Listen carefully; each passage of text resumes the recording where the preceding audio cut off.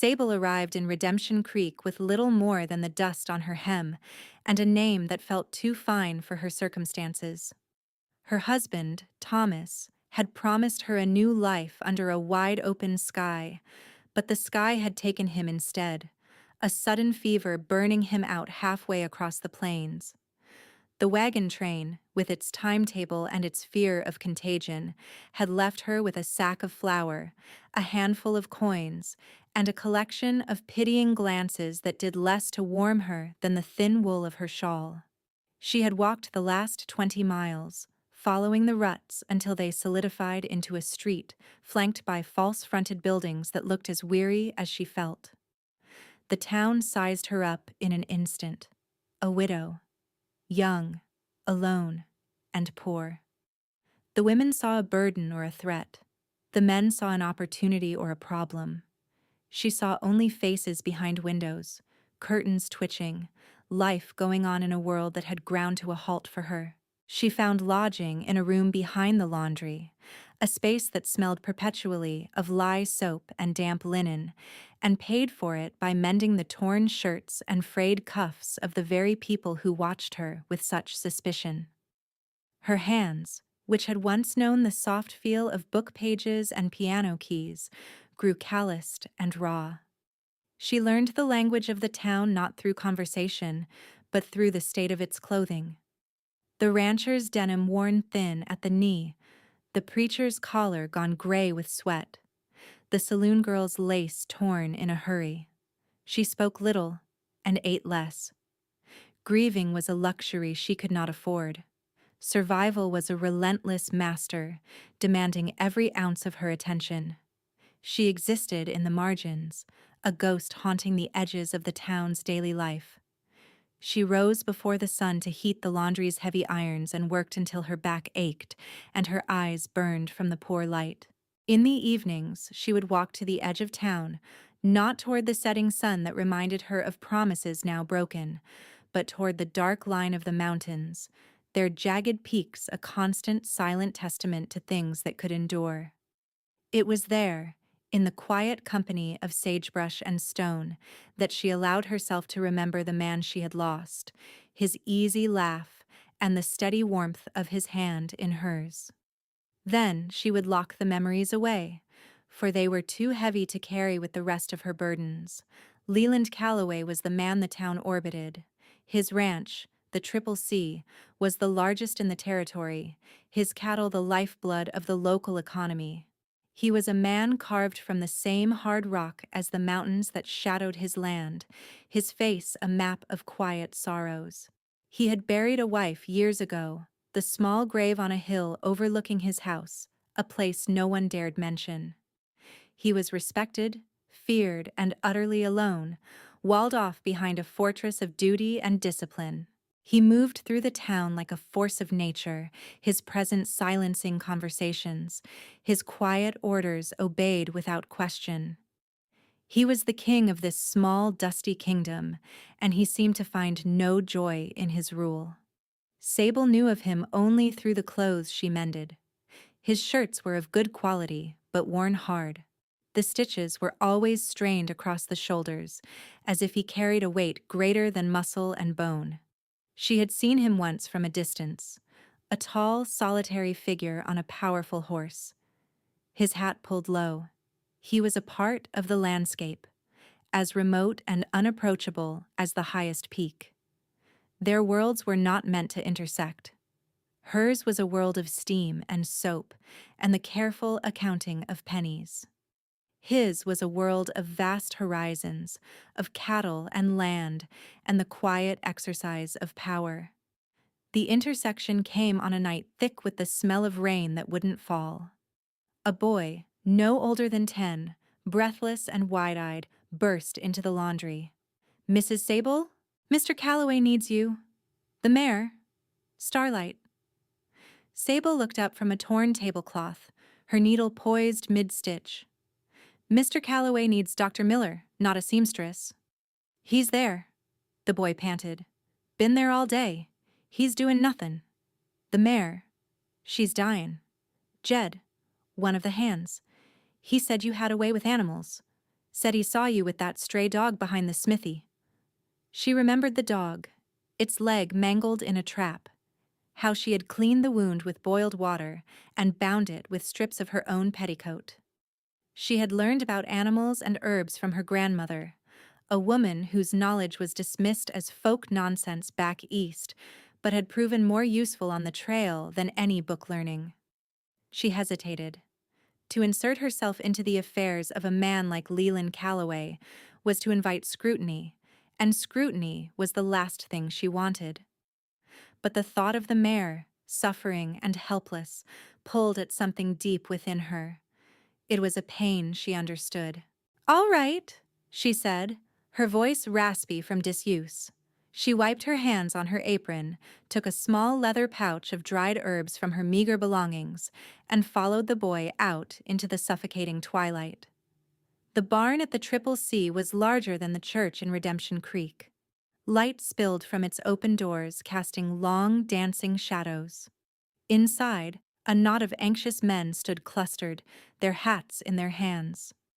The air was thick with the animal smells of fear and pain, sweat and hay.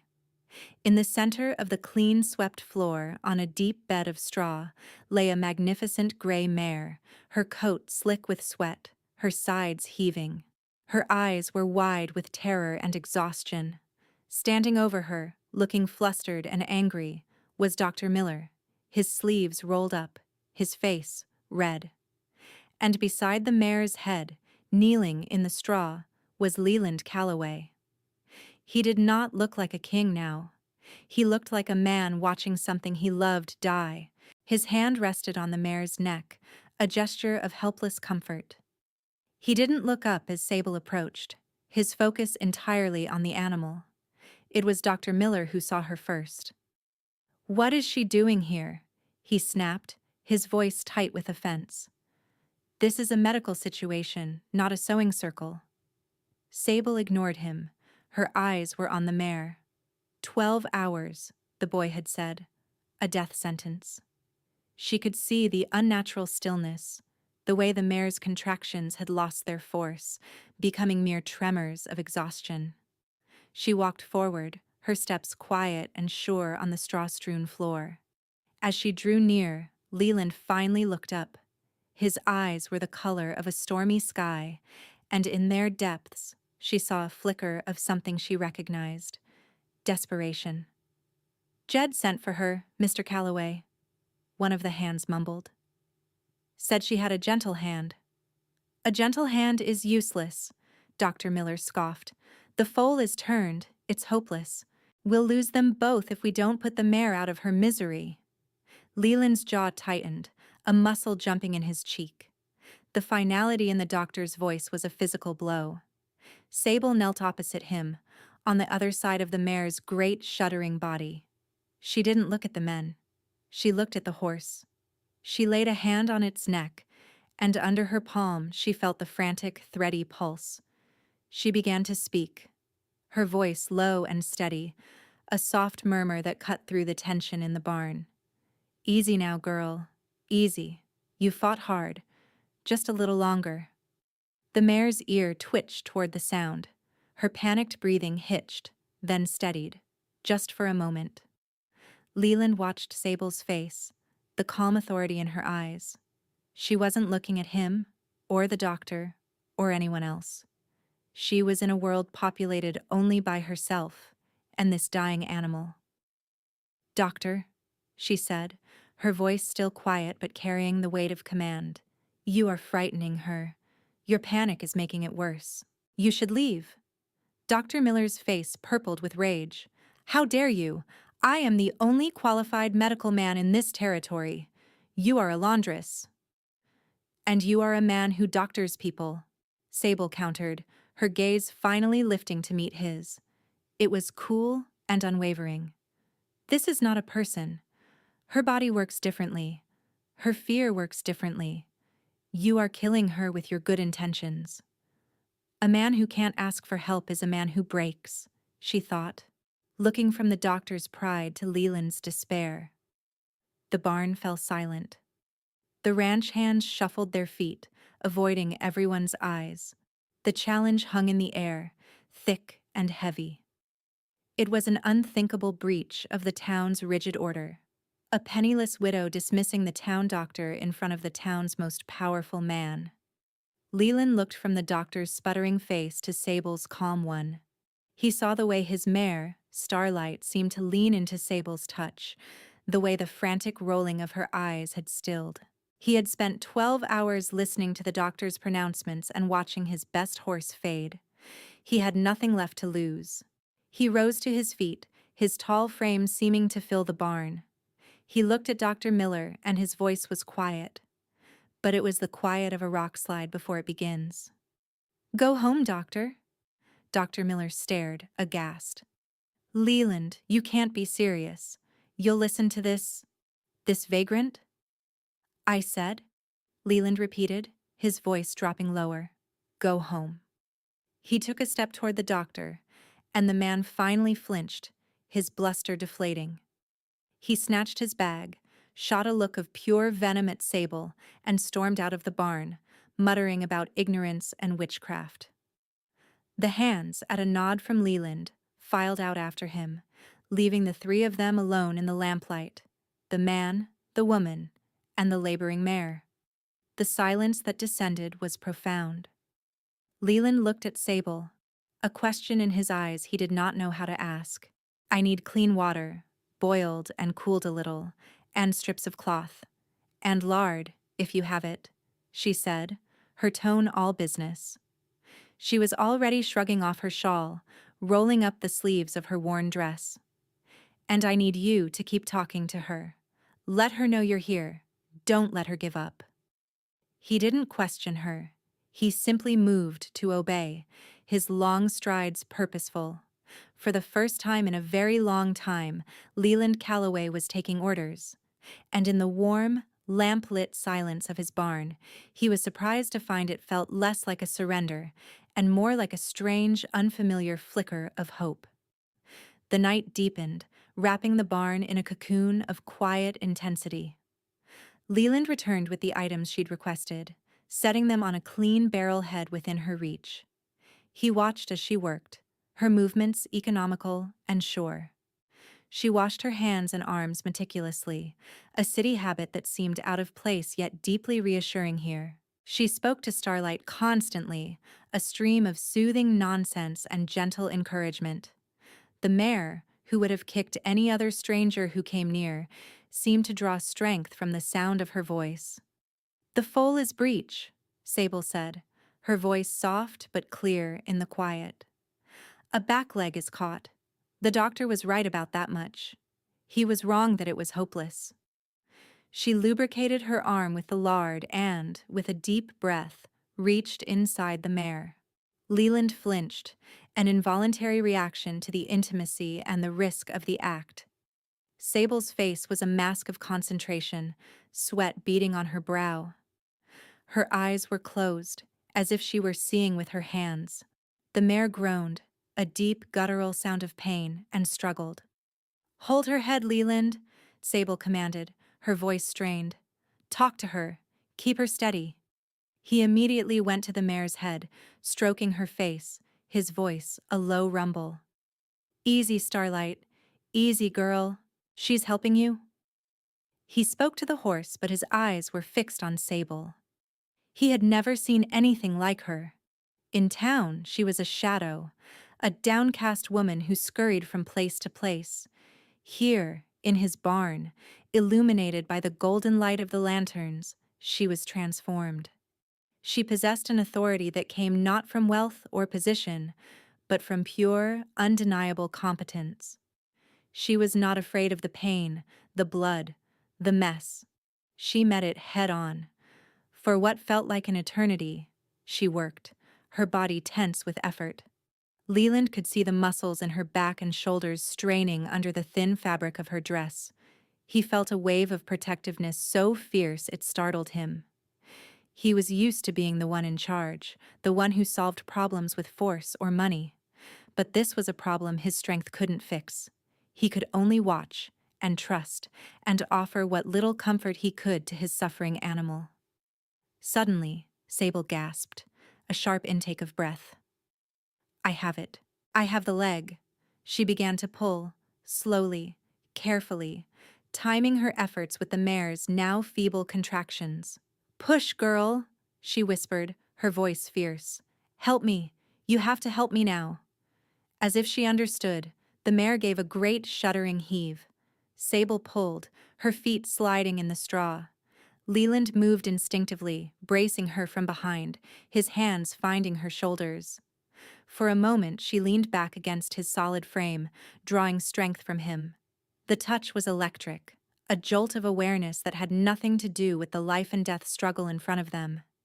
It was a brief, shocking connection, a man and a woman united in a single, desperate purpose. Then the moment was gone. With a final wet rush, the foal was born, sliding onto the clean straw. It was small, slick, and terrifyingly still. Sable didn't hesitate. She ripped a piece from the cloth strips, cleared the foal's nostrils and mouth, and began rubbing its chest vigorously with handfuls of straw. Breathe, she commanded the tiny creature. Come on, breathe. For a heart-stopping second, nothing happened. Then, the foal gave a tiny, sputtering cough. Its ribcage expanded, and it took its first gulp of air. Starlight, hearing the sound, lifted her head with a soft nicker. The crisis was over.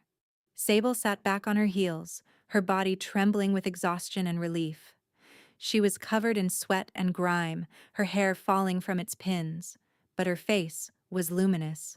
Leland looked from the healthy, struggling foal to the woman who had saved it. He felt a crack in the wall he had built around his heart, a fissure through which a strange and dangerous light was beginning to shine.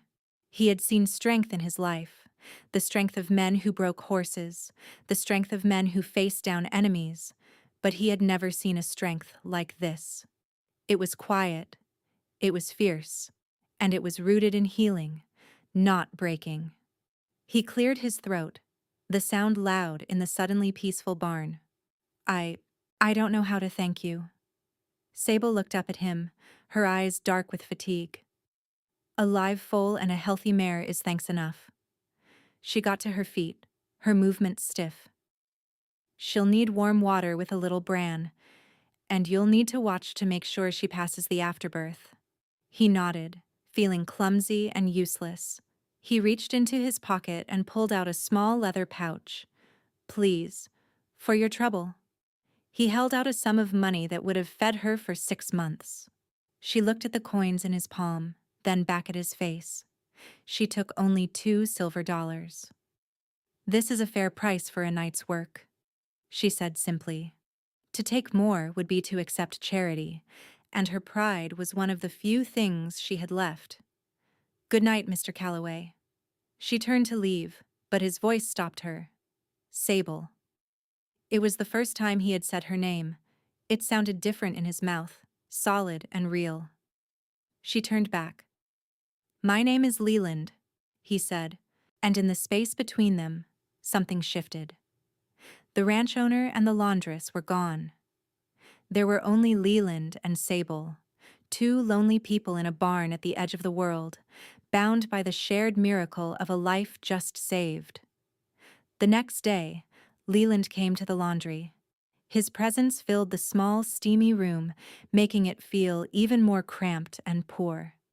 He held his hat in his hands, an uncharacteristically hesitant gesture. He offered her a job. The foal and Starlight.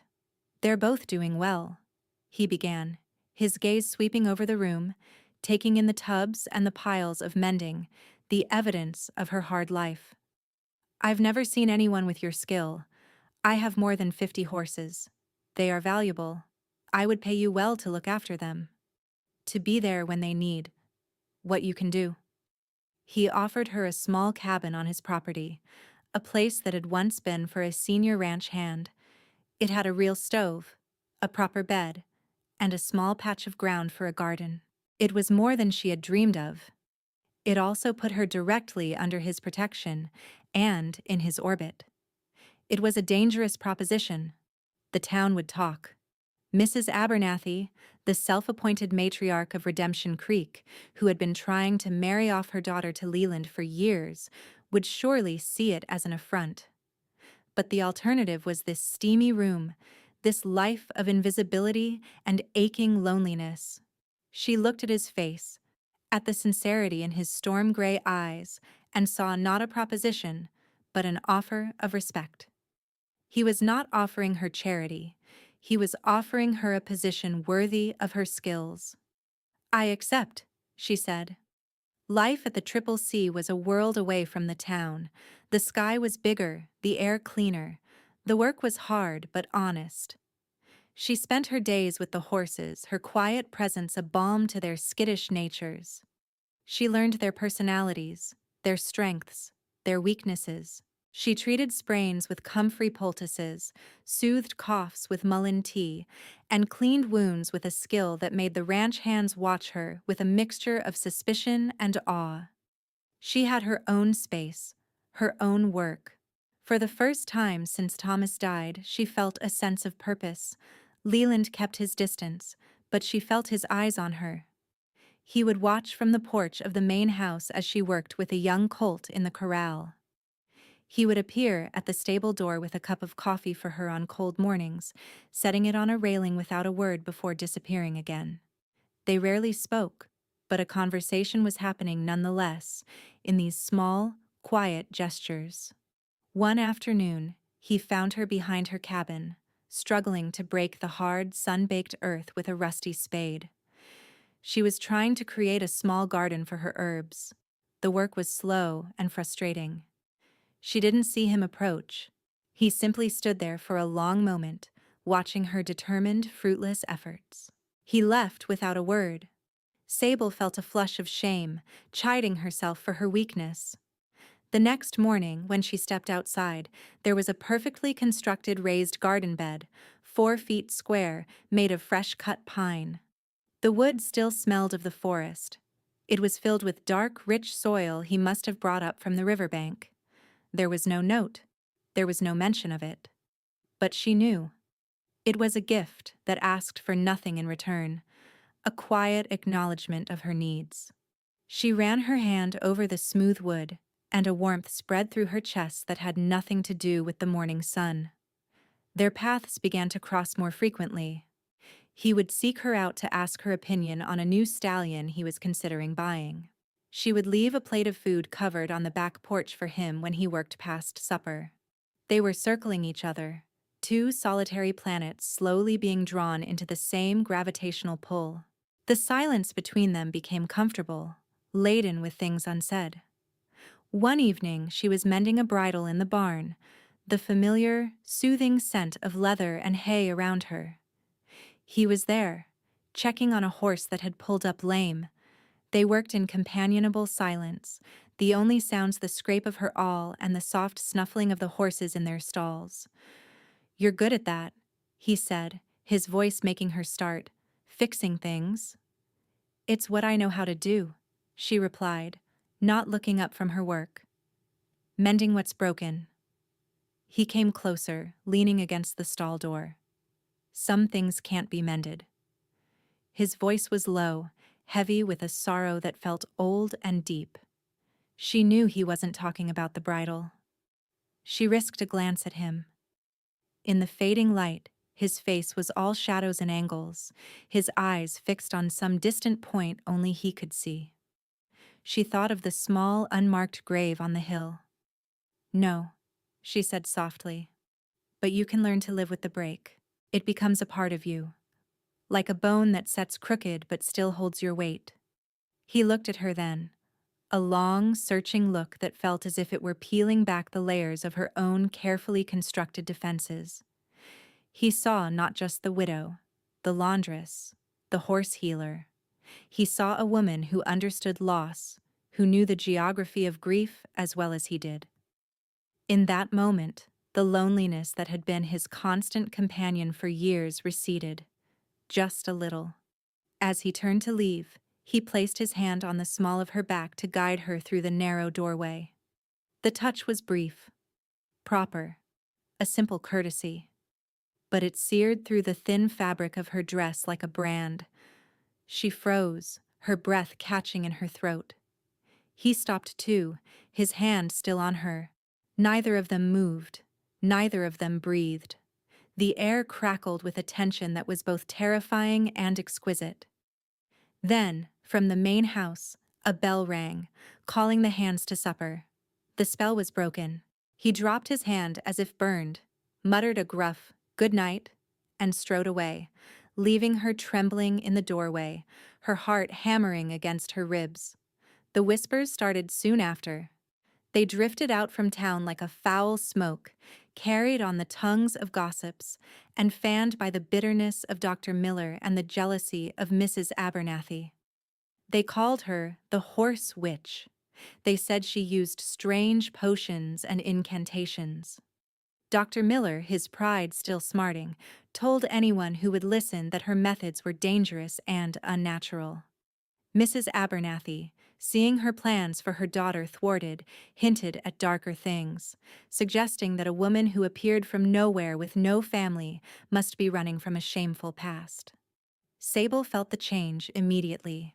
When she went into town for supplies, shopkeepers who had once been civil were now curt and suspicious. Women would pull their children close and cross the street to avoid her. She was an outcast once more, but this time it was worse. Before, she had been ignored. Now she was feared and reviled. The invisible walls around her were becoming solid and hostile. Leland was aware of the rumors. His foreman, a loyal man named Gus, told him what was being said. Leland's face had darkened, but he'd said nothing. He treated Sable with the same quiet respect as always, but a new tension settled between them. The easy silences were gone, replaced by an awareness of the storm gathering around them. He was protecting her, and that protection was costing him. His standing in the community, once unassailable, was being questioned. People were choosing sides. The threat escalated one Sunday after church. Mrs. Abernathy approached Leland on the steps, her face a mask of false concern. Sable was waiting by the wagon, keeping her distance as she always did in town. "Leland, dear," the woman began, her voice loud enough for all to hear. "The town is worried. This woman you have living on your land. It isn't proper. She has no reputation, no family. And these stories of her practices, it reflects poorly on you." Leland's eyes were cold as chips of ice. "What Sable does is heal. Something your friend Dr. Miller failed to do. Her character is finer than anyone I know. I'd thank you to remember that." He turned his back on the sputtering woman and walked to the wagon, his message clear. He had publicly chosen Sable's side. He helped her onto the wagon seat, his hand firm on her elbow, and drove away, leaving a shocked and murmuring crowd in his wake. The declaration of war had been made. The crisis came, as it so often does, disguised as a plea for help. A young hand from the Abernathy ranch rode up to the Triple C at a gallop, his face pale with panic. It was their prize bull, a creature worth a fortune. It was down, its belly swollen, its breath coming in ragged gasps. Dr. Miller had been summoned, but he was miles away, delivering a baby. Mr. Abernathy, a man ruled by his wife in all things but his livestock, had sent the boy. He was desperate. Sable knew it was a trap. Her mind screamed at her to refuse, but her heart, the part of her that could not bear to see an animal in pain, wouldn't let her. She looked at Leland, and he saw the conflict in her eyes. "You don't have to go," he said, his voice low. "I know," she replied, "but I will." Some things you don't walk away from, she thought. It was a matter of her own integrity, the one thing they couldn't take from her. She rode with Leland to the Abernathy ranch. The scene was grim. The bull was thrashing in a pen, its eyes wild with pain. A crowd had gathered, drawn by the drama. Mrs. Abernathy stood on her porch, her arms crossed, a look of grim satisfaction on her face. Dr. Miller, having arrived moments before them, was standing by the fence, making a great show of examining the animal from a safe distance. "It's bloat, and a bad case," he announced loudly. "Likely ingested something poisonous. Nothing to be done." Sable ignored the crowd and slipped between the rails of the pen.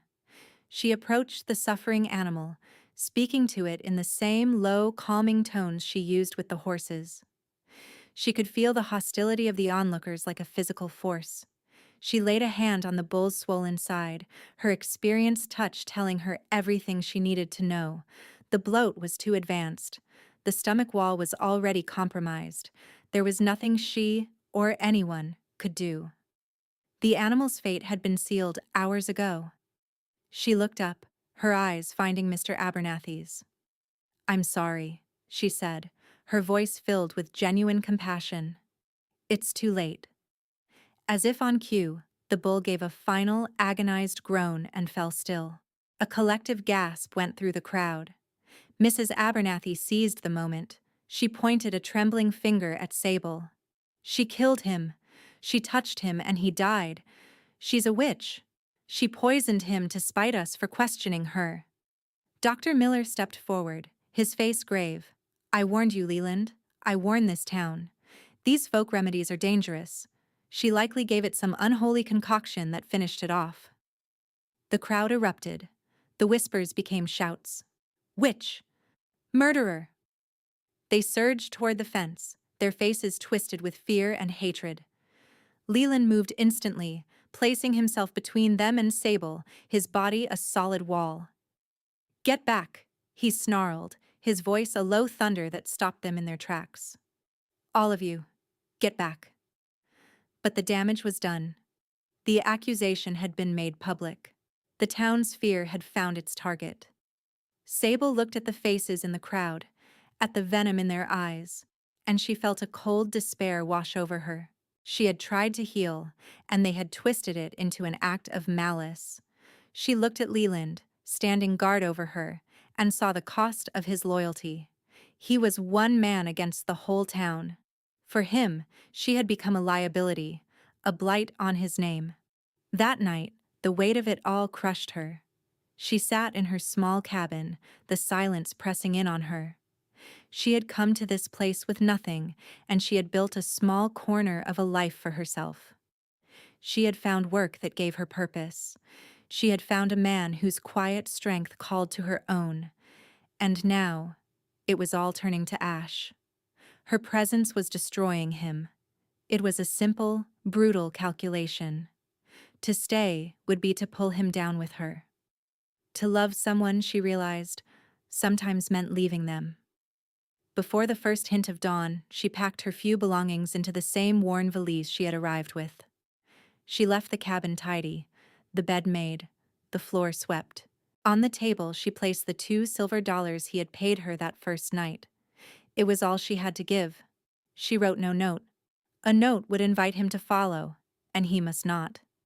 She slipped out into the pre-dawn chill, a ghost once more, and began to walk away from the only home she had known since she'd lost everything, her heart a cold, heavy stone in her chest.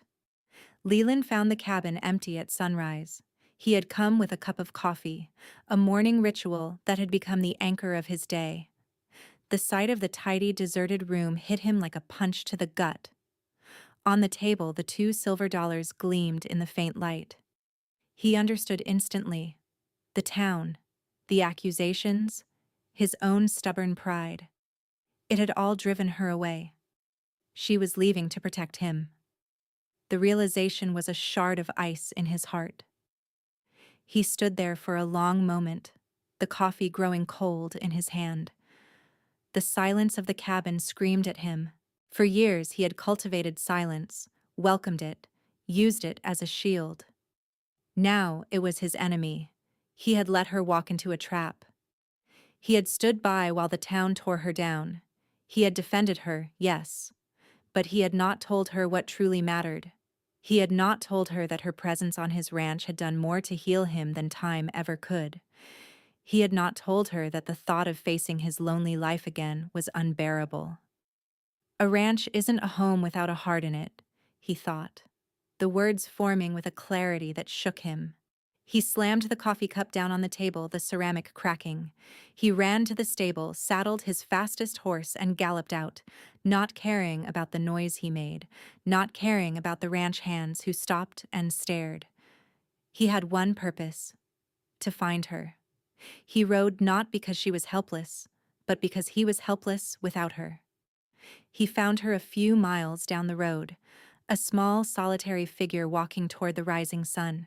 She was walking, he realized with a fresh pang of guilt, because she wouldn't even take one of his horses. He rode up and dismounted, blocking her path. She wouldn't look at him. "Please, Leland, let me go. It's better for you this way." "Better?" His voice was raw. "Sable, look at me." He reached out and gently took her chin, forcing her to meet his gaze. Her eyes were full of a terrible, resigned sadness. "There is no better for me without you. Do you understand that? The town? My reputation? None of it matters. I let them do this to you. I let my own silence make you think you were alone in this." "You have a life here," she whispered, a tear finally escaping and tracing a path through the dust on her cheek. "I'm just a stray you took in." "No," he said, his voice fierce. "You're the one who walked into my barn when everyone else was walking out. You're the one who showed me that strength isn't about how much you can carry alone, but who you're willing to carry it with." "Don't you run from me, Sable! Don't you dare!" As he spoke, they heard the frantic drumming of hoofbeats. A rider was coming hard from the direction of town. It was the sheriff, his face a mask of desperation. "Calloway! Thank God!" he shouted, reining in his lathered horse. He looked at Sable, his expression a mixture of panic and shame. "It's my boy. My son Jacob. He's sick. A terrible croup. Can't catch his breath. Dr. Miller. His plasters and tonics are doing nothing. The boy he's turning blue. My wife? She sent me. She said to find the horse witch." He choked on the words, the insult turning to a desperate plea. Sable and Leland exchanged a look. This was it. The ultimate test. The town that had condemned her was now begging for her help. The lawman who should have protected her from the mob was now at her mercy. Sable's first instinct was to say no, to let them feel the consequences of their own cruelty. But then she saw the face of a terrified father and thought of a small boy gasping for air. Her own code, the one that made her help the Abernathy's bull, would not let her refuse. This was her proving, not just to them, but to herself. "I'll need steam," she said, her voice clear and steady, all hesitation gone. "And my herb pouch. It's in the cabin."